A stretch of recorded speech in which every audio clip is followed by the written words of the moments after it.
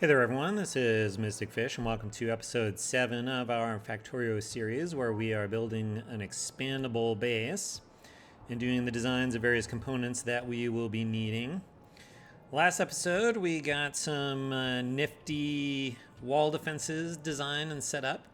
I do want to thank one of our viewers who pointed out that there were some problems with the blueprints, in particular the corner here that I published in the blueprint book was off by one tile, so there was an alignment problem, and we were missing this pipe right here that allows us to connect the pipes for the fuel all the way around. But those have been corrected, and those corrected blueprints will be in the blueprint book that we publish with today's episode. So, moving on, what are we going to do today? Today, what I want to work on is train unloading. So, this base is going to depend on bringing a bunch of resources in from outside. And so we are going to need to unload trains full of resources. So let's get that going. Let's get some surrounding bits here. We're going to put down the version of the grid that has the roboports in it. We can always move these if we need to, but it's nicer to be able to just use them as they exist. Then it's the minimum number of roboports that covers the logistics area everywhere, and it just sort of works out a little bit better. Now, I am going to put down the path as well. Most of our grid designs, I believe, will only just have the stone path on one side like this, or well, two sides, the top and a side. And but we're going to have certain designs that we actually want to use in two orientations, and this is one of them. So my current thinking is we're going to have resource drop-off stations along the south side of the base, and then another one on the north side of the base, with sort of the main base that produces stuff in the middle, extending to the left and right. And so that means this unloading station is going to need to be used in two orientations. And so I'm going to put the stone path on the other side as well, just so that no matter which way we orient it, we have left enough room for this. Okay, very good. So let's get started with some rails. Now, I think what we want is we want to come as far over as we can against the sides of the path here. So we can come over a little further. That's too far. And there. Okay, so this is about the widest that we can get. Now I'm going to pick this up and let's see how far south we can get this. Okay, that's going to run into the power poles here if we put it here. So let's try it one square up. Now let's see if we have enough room for everything if we do it this way. Okay, this is the furthest forward we can put the unloading station. And if we look at the outlines here, there are 1, 2, 3, 4, 5, 6, 7, 8, 9. So that's good. There's enough room for a full 1/8 train, which is what we had talked about doing in an earlier episode. So that's good stuff. Now we're going to unload stuff over here. We want to, I think, put things through a balancer, and then we want to bring the resulting ore out into the main base, maybe over here in the corner. Now, balancer wise, I am not up to speed on the theory of how to design balancers, but a member of the Factorio community, Rainquest, has actually compiled a whole bunch of balancers, and I keep this around. I'm going to try to find a link to this and put it in the video description. Hopefully it's a link to the sort of original location that Rainquest published it, but if not, I'll go ahead and post my copy. Let's see. We're going to go into yellow balancers here, and we're going to get an 8x8 balancer. And that means that it looks like we could put that here. Obviously, we are going to upgrade the belts eventually to red and then blue belts. But if we start with a balancer that can be used with yellow belts, then we know we can upgrade it. Even if there are maybe better designs if we're using red and blue belts natively from the beginning. And that's because, you know, of course, there's a limit to the length of a yellow underground. But that's okay. Let's see if we can continue getting things to fit in here. So let's get an unloading station. We're going to need some power poles. And let's see, we're going to unload into steel chests. And at first, the main inserter that we have available are fast inserters like this. And I suppose we can get some lights in here. And then here's how we want to unload, I believe. So we've got these three inserters that are going to go on this belt, and that's going to end up on the left side of this belt, the output belt.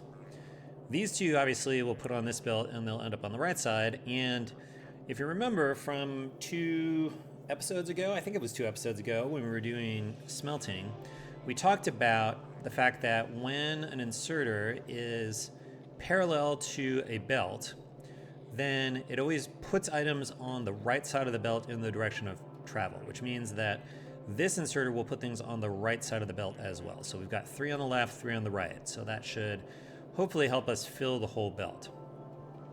Now let's take a look here at the fast inserter. This has a rotation speed. We can look over on the right in the little info tip there. It rotates at 864 degrees per second. So 864 degrees per second. We can divide that by 360 because that's the number of degrees in a circle.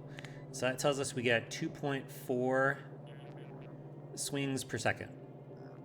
And in theory, we are getting 1 item per trip. We have 6 of these, so if we multiply by 6, we get 14.4. So that is the amount of items that we can unload with 6 unupgraded fast inserters, give or take. Now, unfortunately, a yellow belt can carry 15 items per second, so these cannot, on their own, saturate the yellow belt.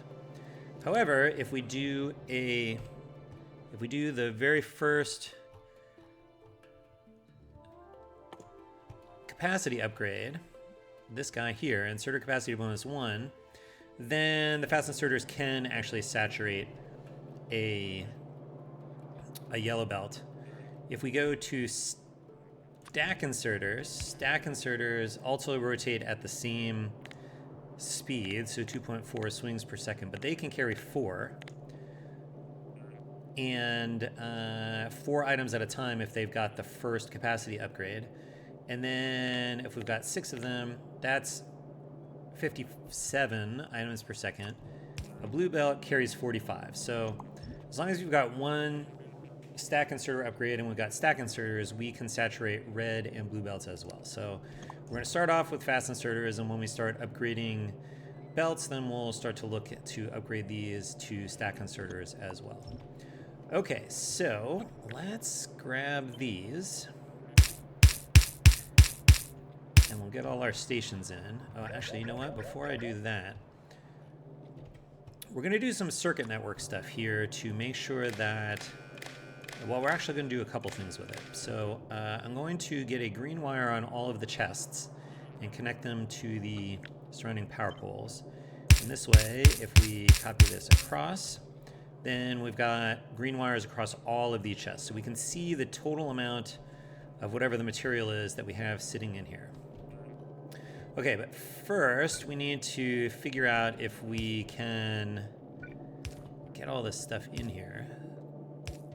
So we have to do a little bit of fun belt weaving here, I think.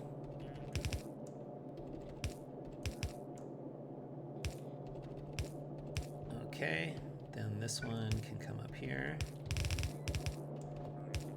and hop across there. And then these can just come these can just come straight in. Okay, so that's good. So we have enough room for all of the belts, which is good stuff. So you're gonna come up here, and then you're gonna go in there. You're gonna come up to here, and then over.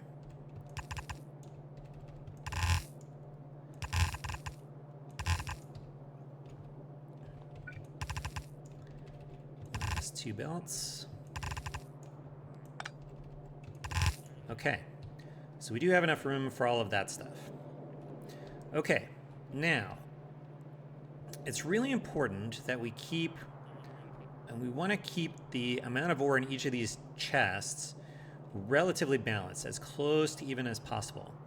And that's because if, for example, the center chests here happen to be full, and we have a train come in to unload, we won't be able to use these 2 inserters, and we'll only be using the outside inserters to unload. And so that's going to slow down our unloading throughput. And of course, a train cannot unload any faster than its slowest cargo wagon unloads. And so if we keep, on the other hand, if we keep the level of ore relatively the same across all these chests, then we can always use all of the inserters most of the time to unload. And so we can unload as fast as possible that way.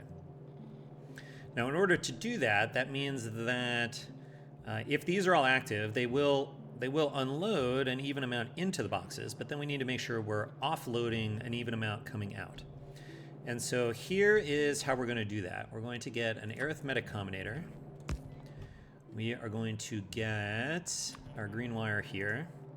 So we're going to get the total amount of stuff in here, which I'm going to use the each signal. So this doesn't matter what resource we have in here, whether it's iron ore, copper ore, stone, coal. It doesn't matter. We're only going to have one type of train coming in here, so there will only ever be one thing. And so this is just a way you can think about this is like a variable that stands for whatever ore we happen to have. Now, we're going to get the total amount of ore is going to come in, right? Because the green wire goes across all the chests. We're now going to divide it by 48.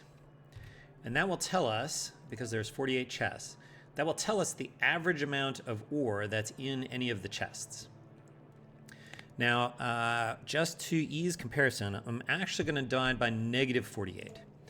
And so this is going to give us the negative of the average amount of stuff in the boxes. And so, and then we'll do each again. So if there's iron ore coming in, we'll get the average iron ore coming out, negative. If it's stone, then we get the average amount of stone, negative, per chest. Okay, then we'll take the output, and that output has to come to all of these inserters like this. And then the other thing we're going to do is we're going to get red wire, and we're going to connect each inserter back to the chest it is emptying, like that. Okay, so these inserters, they all see the negative average, and then they all see the contents of their own box positive. And so the idea is, if this box has more than the average, then we need to prioritize unloading this box, right? Because we want to bring it down to the level of the others. So in that case, we'll have a positive amount here. We have the negative average. If there's more in here, then the amount that's in here should be positive. And so what we'll do is we'll say everything greater than or equal to 0. Now, this is another way to, remember, there's really only going to be one signal in here, which, maybe it's iron ore. So if iron ore comes in and it's greater than 0 and it's the only signal, then this will be active. And in fact, you can see that it is. Now, you may be asking, well, wait a minute, there's currently a 0 average in here because we have 0 stuff in the boxes. 0 and 0 is 0, so there's actually no signal showing up here. And one of the things that is true about this everything condition is that if there are no signals available, then this is trivially true. So which is why this is currently active. So we're gonna paste those in like that. And then, let's see, we need to grab this stuff and put it here. And then we're going to grab, guess all of this. And we should be able to now paste it coming down here. Okay, so that brings things across. These are all set with the condition. And that is how we do even unloading. Nice. Okay. Well, it looks like this is all going to fit. So now let's think a little bit more about how we're going to do the rest of the tracks here. We obviously, this is going to be the exit. Woo, what did I just do there? I don't know. But the train's going to unload, and then it's going to need to come here and exit into the train system. I think what we want to do is come up here over this way. And can I get this up even with that? I can. I can bend this around this way. Actually, we'll see where we want to bend it. So the closest this can get is here. And then we'll bring this over and like this. Okay, so what I want to build here is called a stacker. And the idea of a stacker is it is a place to park additional trains that are waiting to unload. And so we can squeeze them in here like this. Can we get this one in? I guess that one also fits. So this would be enough room to park 1, 2, 3, 4, 5, 6, 7. So 7 trains could park here waiting to unload. Now, the question is, how many trains do we actually need? One of the chests here has 48 slots. If we look at a cargo wagon has 40 slots. So another way of thinking about this is the number of slots we have available here at this overall station. We've got 48 in a chests. We've got 6 chests per position, and we've got 8 positions. So that seems like a lot. 48 times 6 times 8. That seems like a lot, right? Yes. Or actually, we can do this on. Okay. We can just do 48 times 6. That's the amount at a position, and we can then compare it. Divide by 40, because that's how many is in a cargo wagon. It's all parallel here, so this is fine. So we can accommodate 7.2 train loads of traffic here. So we actually have too many stackers. We don't need 7 down here. We only need 6 down here because there's no point in having that many trains waiting because we have no place to put all our stuff. Okay, so now let's get some basic signals in here. So we want to signal here so that there's a separate spot available for unloading. We want another signal here so that once the train leaves, the next one can come in. Coming in this way, we need train signals at the beginning of each stacker segment so that when a train pulls into park, then something else can come in and potentially go to a different stacker station.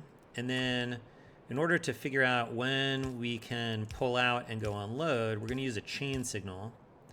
Chain signals here. You can see that creates separate light blue blocks for all of the parking spots. And so then when the next train pulls out, these chain signals look ahead. When this train pulls out, this signal will turn green. That will turn these all green. One of them will decide to enter the block. That will turn it red for all the rest of them. Then it will pull in and it will remain red there. So we get one train in at a time by doing that. And that's actually all the signals we need, believe it or not.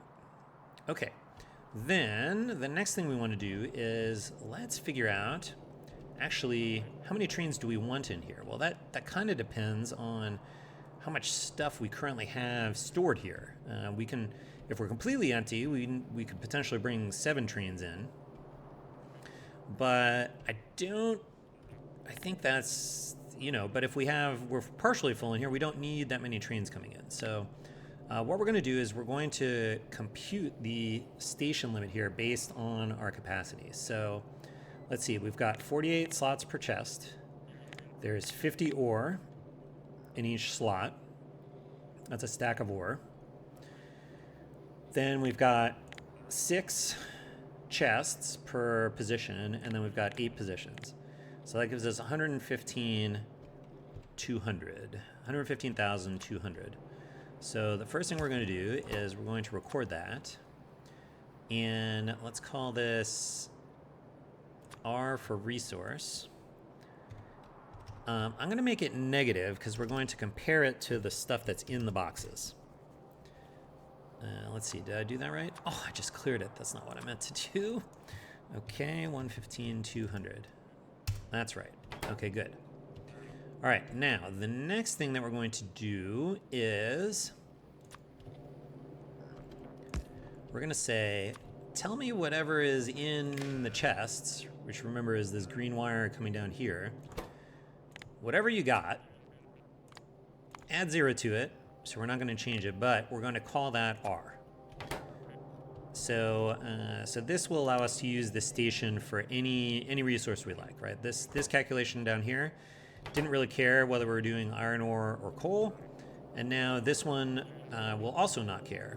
And then we'll get one more arithmetic combinator. We're going to get our negative total capacity here. We're going to get the current contents here. Now, when you've got 2 signals with the same variable on the same wire, they get added together.